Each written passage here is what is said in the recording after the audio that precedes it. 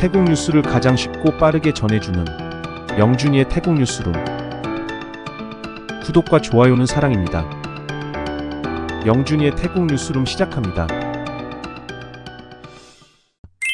나카린 헌법재판소장이 몽콜 상원의장이 제기한 패통탄 총리 자격 박탈 요청과 관련해 7월 1일 회의에서 수용 여부를 논의할 가능성이 있다고 밝혔습니다. 현재 문서 검토 중이며 결정은 재판관 9명이 모두 참여한 후에 내려질 것이라고 했습니다.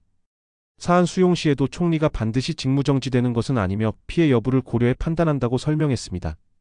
이번 사안이 정치에 미치는 영향이 커 부담되지만 맡은 역할을 다하겠다고 말했습니다.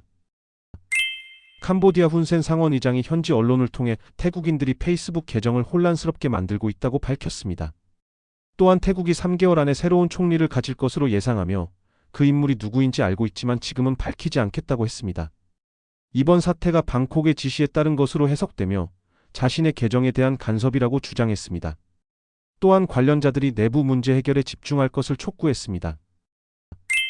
태국 정부가 인도주의적 사유를 제외한 모든 차량과 사람의 국경 통과를 금지하면서 태국, 캄보디아 국경 지역 경제에 타격이 발생했습니다. 뜨랏 바날렉 국경시장은 상점 대부분이 문을 닫았고 뜨랏 콜롱야이 노선밴 정류장도 한산했습니다. 약 50개 상점 중 한 곳만 문을 열었지만 방문객은 없었고 30년간 밴을 운전한 한 기사는 이번이 가장 심각한 상황이라며 현재는 기다릴 수밖에 없다고 말했습니다.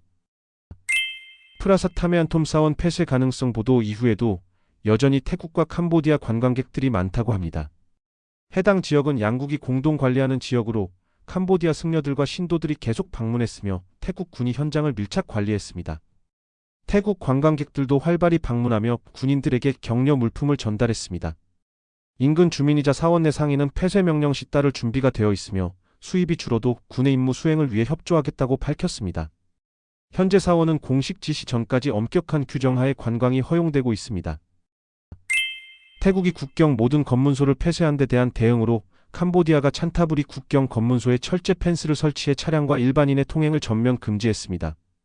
평소 오전 9시에 개방되던 이 지역은 6륜 트럭 2대로 철제 펜스를 옮겨와 국경 다리 쪽을 봉쇄했습니다. 양국은 인도주의적 차원에서 학생들의 통학은 허용하고 있으며 같은 조치는 발레엠 검문소에도 적용되고 있습니다. 찬타부리 뜨랏 국경 방어사령부가 캄보디아 측의 요청에 따라 긴급 상황으로 발레엠 국경 검문소를 개방해 캄보디아 환자를 태국의 병원으로 이송했습니다. 해당 환자는 동행자 4명과 함께 차량을 이용해 태국으로 입국했습니다.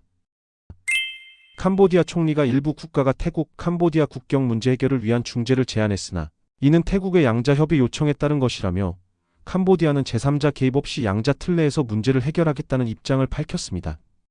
분쟁 지역 관련해 국제사법재판소의 평화적 해결을 요청한 이유는 전쟁을 원하지 않기 때문이라고 설명했습니다. 제출 서류는 절차상 공개할 수 없다고 했습니다. 패통탄 총리가 내각 개편이 완료되어 모든 당 대표들과 논의가 끝났으며 현재 자격 심사를 위한 절차가 진행 중이라고 밝혔습니다. 언제 국왕께 제출할 수 있을지는 심사 결과에 따라 달라질 것이라고 말했습니다. 루암타이 쌍차땅이 총리 사임을 압박했다는 주장에 대해서는 사실이 아니며 연립정부는 강하게 지지하고 있다고 강조했습니다. 국방부 장관직을 겸임하지 않을 것이라고 분명히 하며 해당 인사에 대해서는 아직 공개하지 않았습니다. 품짜이타 해당 대변인이 당 회의 후 기자회견에서 오는 7월 3일 국회 개회 이후 총리와 내각 전체를 대상으로 불신임안을 제출할 계획이라고 밝혔습니다. 이는 헌법 제151조에 따른 것으로 최근 공개된 음성 녹음 내용을 근거로 총리에 대한 신뢰가 불가능하다는 판단에 따른 결정입니다. 품짜이타이 당은 의원 69명 전원이 불신임안에 서명할 준비가 되어 있으며 국민당, 인민권력당 등 야당들과의 공동 제출을 위해 협의를 제안했습니다. 아누틴 품짜이타이 당 대표가 야당으로 전환한 후 당의 입장을 명확히 하며 복합 엔터테인먼트 단지 네카지노 설치에 반대한다고 밝혔습니다.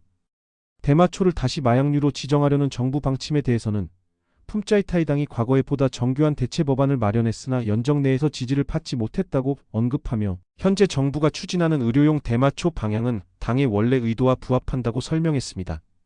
2026년도 예산안에 대해서는 현재 위원회 심의 중이며 야당으로서 적절히 대응하겠다고 밝혔습니다. 태국 헌법재판소가 아시아 헌법재판소 및 유사기관 협의회 AACC 이사회 회의와 공개 강연을 방콕에서 주최했다고 합니다. 한국, 튀르키예, 우즈베키스탄 등 회원국이 참석했으며 오전 강연에서 한국헌법재판소의 김복형 재판관은 1988년 설립 이후 국제적 인권 보호에서의 헌법재판소 역할을 강조했다고 합니다. 한국헌법재판소는 헌법 합치성 판단과 각종 청구 심사를 통해 국민의 높은 신뢰를 받아왔으며 국가 권력 행사를 감시하고 정치적 갈등을 완화하는 데 중요한 역할을 해왔다고 설명했다고 합니다. 태국, 인도네시아, 튀르키예 등도 자국의 인권 판례를 발표했으며 태국은 디지털 시대에 대비한 헌법 연구기관 설립을 제안했다고 합니다. 또한 이라크 연방대법원의 신규 가입이 승인되었으며 차기 총회는 우즈베키스탄에서 개최될 예정이라고 합니다. 솜싹 보건장관이 대마초를 의료 목적에 한해서만 사용하도록 규제했다고 합니다. 대마초 꽃은 관리 약초로 지정되어 연구 수출 판매 가공 시 허가가 필요하며 온라인 및 자동 판매기 판매는 금지된다고 합니다. 종교시설, 기숙사, 공원 등에서도 판매가 제한되며 의료인의 처방에 한해 최대 30일 사용량 내에서만 허용된다고 합니다. 기존 허가자도 새로운 규제를 따라야 하며 모든 절차는 보건부 지침에 따르도록 정했다고 합니다. 추태국 미국 대사관이 태국 PTT가 미국 에너지 기업들과 액화천연가스 수입 협정을 체결했다고 발표했습니다. 이번 협정은 태국의 에너지 안보 강화를 위한 것으로 향후 20년간 안정적인 에너지원 확보에 기여할 것이라고 밝혔습니다.